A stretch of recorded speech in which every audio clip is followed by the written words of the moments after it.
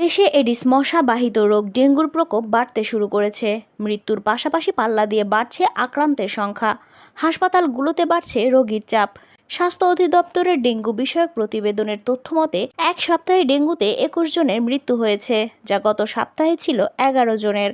এছাড়াও চলতি সপ্তাহে ডেঙ্গুতে আক্রান্ত হয়ে 4,224 জন হাসপাতালে ভর্তি হয়েছেন, যা গত সপ্তাহে ছিল 3,237 জনে। গত 7 দিনের পরিসংখ্যান অনুযায়ী গত 14 সেপ্টেম্বর ডেঙ্গুতে 3 জনের মৃত্যু এবং 548 জন হাসপাতালে ভর্তি। 15 সেপ্টেম্বর একজনের মৃত্যু এবং 486 জন হাসপাতালে ভর্তি। 16 সেপ্টেম্বর একজনের মৃত্যু এবং 267 জন হাসপাতালে ভর্তি। 17 সেপ্টেম্বর 5 জনের মৃত্যু এবং 872 জন হাসপাতালে ভর্তি। 18 সেপ্টেম্বর 6 জনের মৃত্যু এবং 865 জন হাসপাতালে ভর্তি। 19 সেপ্টেম্বর 3 জনের মৃত্যু এবং 887 জন হাসপাতালে ভর্তি এবং সর্বশেষ